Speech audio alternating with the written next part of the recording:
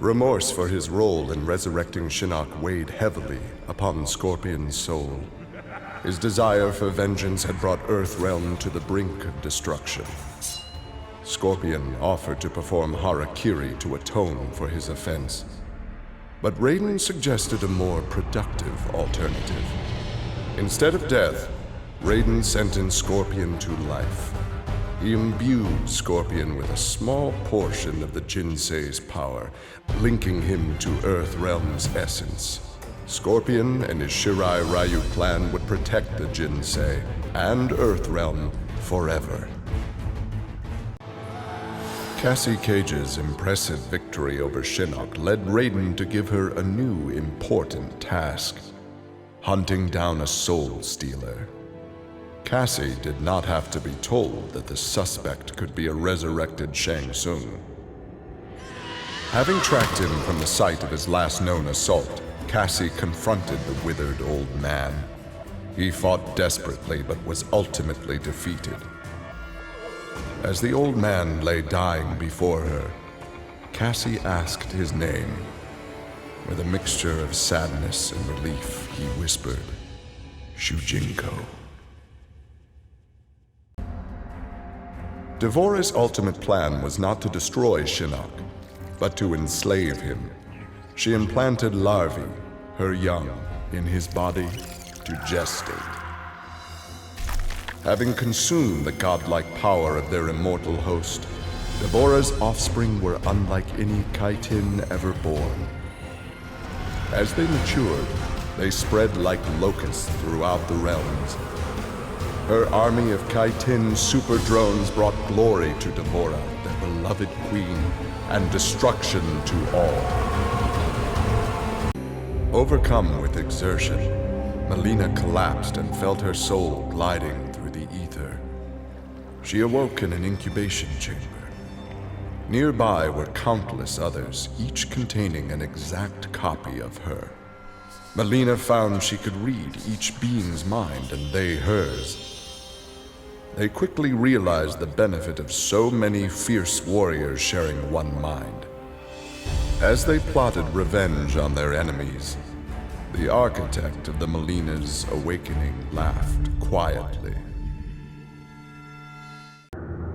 The Shokan had become outcasts for refusing to aid either side in the Outworld civil war.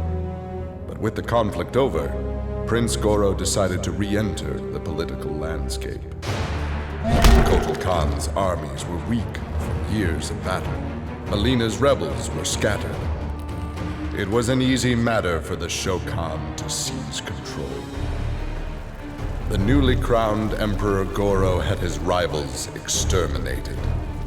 No Ashtek, Kaitin, Edenian, or Tarkatan would usurp his throne.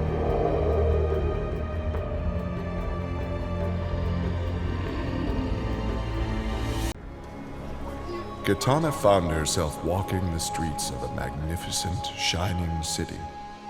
This was Edenia, a realm freed from Outworld, and Kitana was its beautiful queen.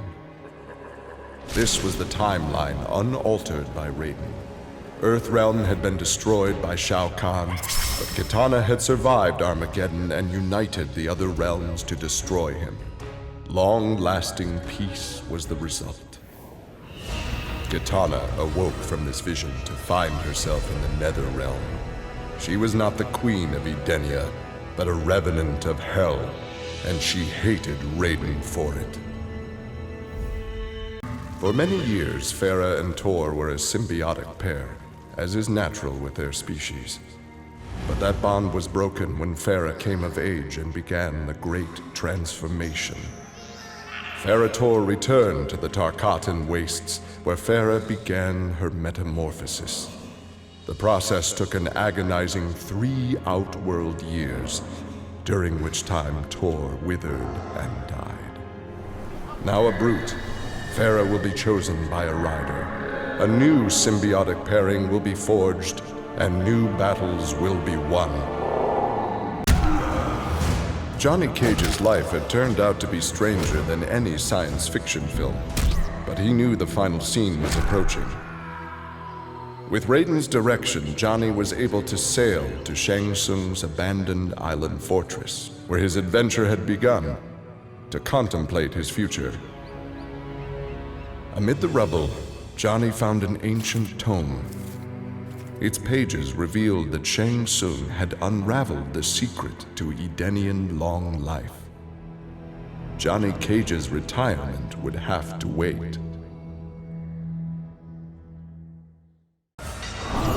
With Shinnok defeated, Liu Kang explored the Nether Realm, a world that, without Shinnok's controlling power, had descended into chaos.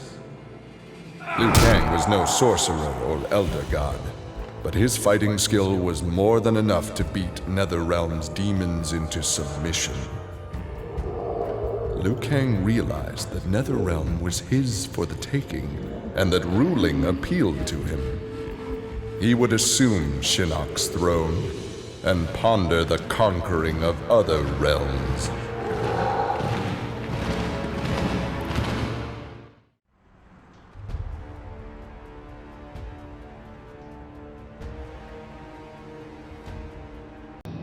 Grandmaster Sub-Zero knew his Lin Kuei clan would need more than martial arts to stave off future threats to Earthrealm.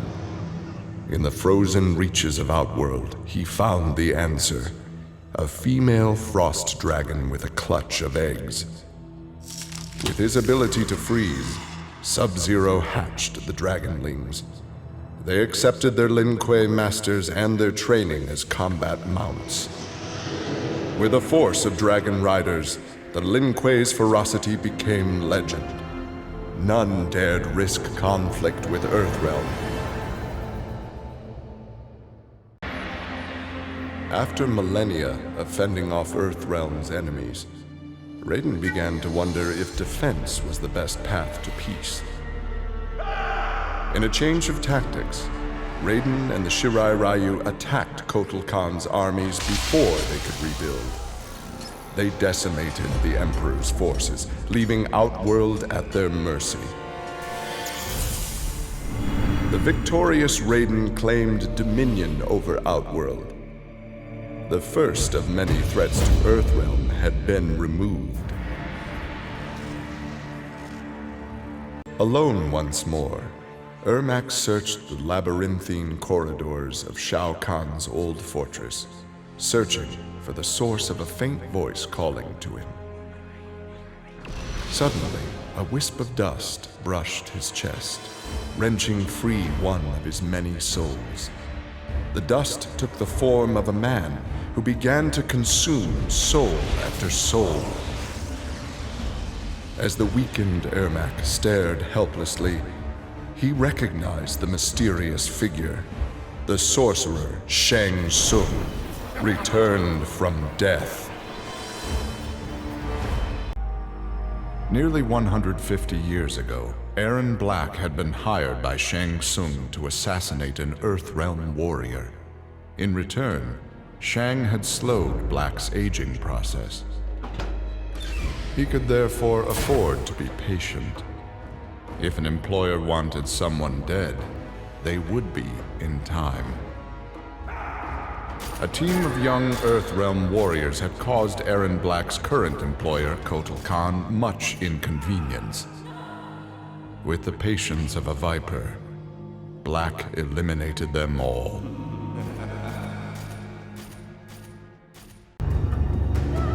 Like Scorpion, Jason Voorhees was a revenant. A vengeful spirit returned to life. Hundreds had fallen victim to his bloodlust. Liu Kang, now ruler of the Netherrealm, took notice. An immortal killer like Jason would be useful in his plans for conquest.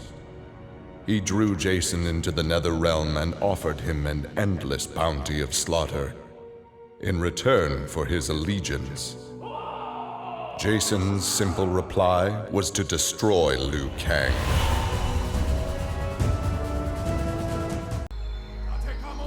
After his incursion into Earthrealm, Kotal Khan had become a prime target of Special Forces surveillance. Jackie Briggs was assigned to monitor his activity. Jackie followed Kotal Khan to an equatorial jungle, where he entered a hidden pyramid. Inside, he retrieved a glowing crystal skull. Jackie attacked the Emperor and raced away with the object. Jackie was praised for her work, but couldn't help thinking her interference was what Kotal Khan had wanted all along. After Shinnok's fall, the hospitalized Johnny Cage asked Jax to fill in as leader of his squad. Jax agreed. It was a chance to spend time with and protect Jackie. Boarding their transport after a routine mission, Jax's greatest fears were realized as the mercenary Aaron Black sprung from the cargo bay and fired on the young heroes. Fortunately for Jackie and company, Jax's quick reflexes and bulletproof arms deflected the assassin's rounds. Jax quickly subdued Black, then slipped into shock as a red stain engulfed his chest.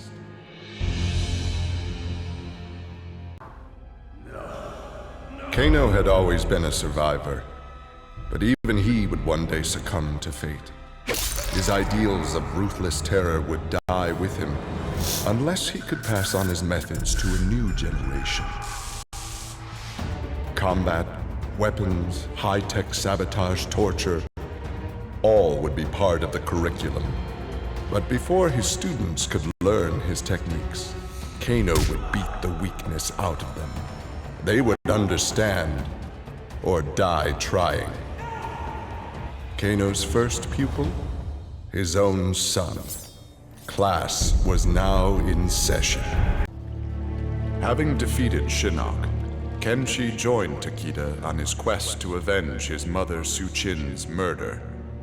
Their travels took them to a cave where he and Takeda freed a man, Taven, encased in a stalagmite. Kenshi told Taven that his brother, Dagon, was the founder of the Red Dragon Assassin Clan. Dagon had not only murdered Su-Chin, but his and Taven's parents as well. Together, Kenshi, Takeda, and Taven lay siege to the Red Dragon base. Dagon fell victim to Kenshi's rage. Su-Chin's murder had been avenged.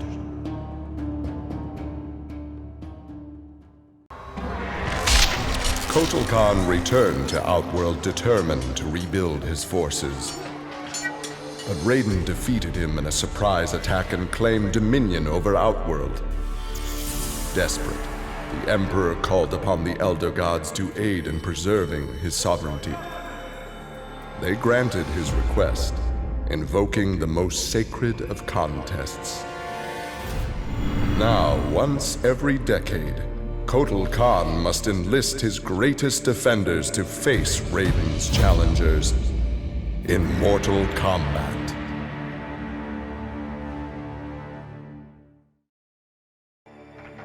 For his role in saving Earthrealm, Kung Jin's family created a statue in his likeness for inclusion in Raiden's revered collection. But Kung Jin's thoughts were with one no longer accepted by his family, Kung Lao. Kung Jin set out to locate his cousin and found him in the Nether Realm. Raiden believed Kung Lao's tortured soul was forever trapped without Quan Chi's magic to free him. But Kung Jin knew the Shaolin were stronger than any sorcerer's spell. He vowed to help Kung Lao fight off the evil that had remade him. After Shinnok's defeat, Kung Lao found himself trapped in the Netherrealm, his soul corrupted by Quan Chi's dark magic. There he would have remained but for the aid of his cousin Kung Jin. Together, their Shaolin strength repelled the evil sufficiently enough for Kung Lao to escape that dark realm and control his inner demons. Compromised but not lost, Kung Lao now exists as an agent of vengeance. He will show evil no mercy.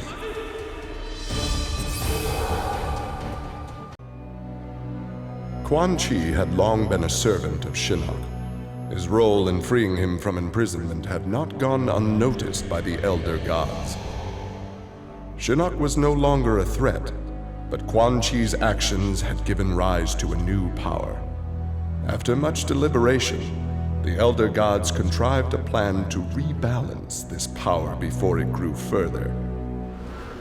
Free will was burned from Quan Chi's soul and replaced with a single directive. He must kill Raiden. After Shinnok's defeat, Reptile was ordered to Earthrealm by Kotal Khan to assess the damage. Such intel could prove useful in future conflicts.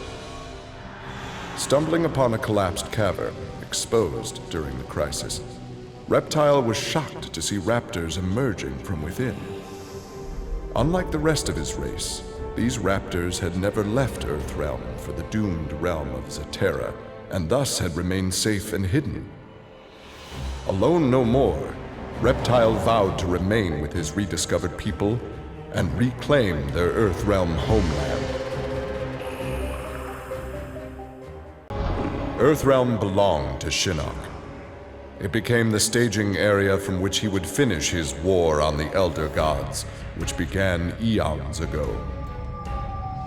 The Elder Gods had lied to the denizens of the realms. They were not individual beings, but merely parts of a greater collective known as the One Being. Shinnok would merge the realms and awaken him. Whole once more, the One Being devoured the Elder Gods. Shinnok watched with satisfaction. This reality had finally come to an end. With Melina executed, Tanya's dreams of a free Edenia seemed dead as well. She and the other rebels were fugitives from Kotal Khan's justice. Her fellow Edenian, Rain, had proved a powerful ally and a satisfactory consort, but he had become useless to her. In exchange for leniency, Tanya informed the Khan of Rain's whereabouts. Imprisoned, but alive, Tanya's plotting began anew.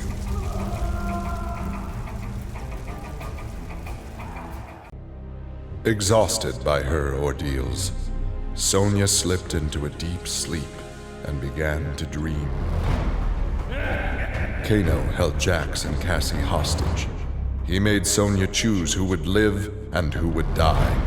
Seeing no way to free them both, she chose Cassie and screamed as Kano killed Jax before her eyes. Still screaming, she was awoken by Johnny. He had horrific news. Jax was dead by an assassin's bullet. With Shinnok defeated, Takeda and his father set out to find his mother's killer, a member of the Red Dragon clan. Special Forces tech enabled Takeda to locate the clan's base and disguise himself and Kenshi as they infiltrated their ranks. Deep within the mountain stronghold, Takeda discovered an actual dragon, a prisoner of the clan. The creature used its magic to divine the murderer's name, then transport Takeda and Kenshi to a faraway cave. There they discovered a man encased in a... The dragon had said this man would also have reason to confront Su Qin's killer. Takeda began to free him.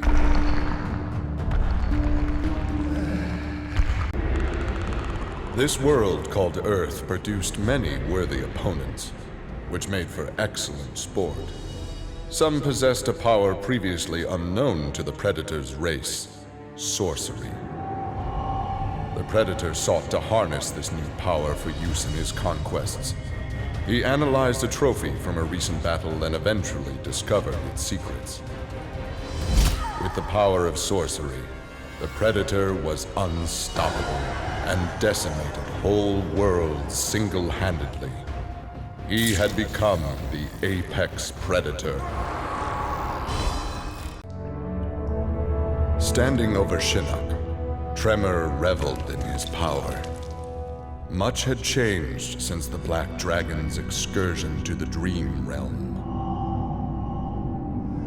Kano had sent Tremor's team there to retrieve a psych bomb to be used in Kano's theft of Shinnok's amulet. Exposure to that realm had increased Tremor's power and expanded his mind. He would evolve into an earth elemental, a demigod whose power would rival that of Raiden and Fujin.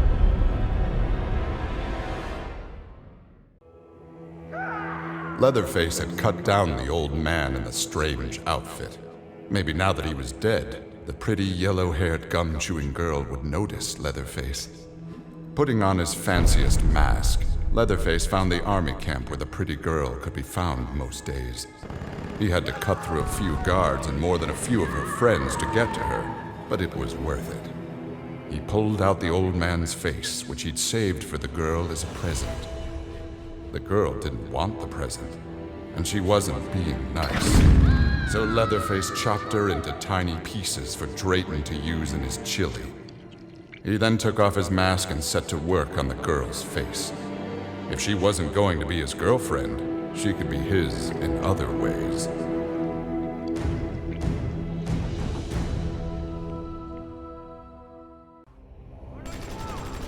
After destroying Shinnok, Tri-borg turned his attention to the Special Forces.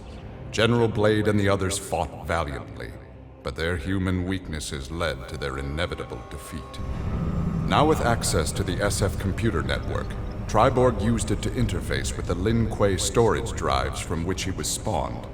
He saved the brainwave data of dozens of his Lin Kuei brothers and sisters to the SF servers. The SF laboratories provided the materials necessary for Tri-borg to create cybernetic bodies for each one. Soon the downloads were complete. The Cyber Lin Kuei had been reformed. But because Sub-Zero had forever sullied the clan's name, Tri-borg decided to begin anew. He would henceforth be known as the leader of the deadliest clan in all the realms, the Takunin. The alien tore through Shinnok's flesh, reducing him to a bloody pulp. The creature then returned to its nest in Outworld. It continued to venture forth looking for suitable hosts for use in establishing a new hive. The alien found more than a few intriguing species and dragged them back to its lair. Once a queen had been spawned, the alien's new hive multiplied quickly and spread unchecked throughout the realm. Emperor Kotal Khan attempted to save Outworld in a desperate final attack on the alien's main nesting ground. The attack failed. Outworld belonged to the aliens. Having learned that Outworld was now protected by the Mortal Kombat tournament, Bo' Rai Cho returned to defend his homeworld. He was no friend of Kotal Khan, but no realm deserved subjugation. Bo' Rai Cho began training Outworld warriors for the fight to come. With Bo' Rai Cho's fighting skills and leadership, Outworld repelled the Earth Realm aggressors. His former friend Raiden had been denied.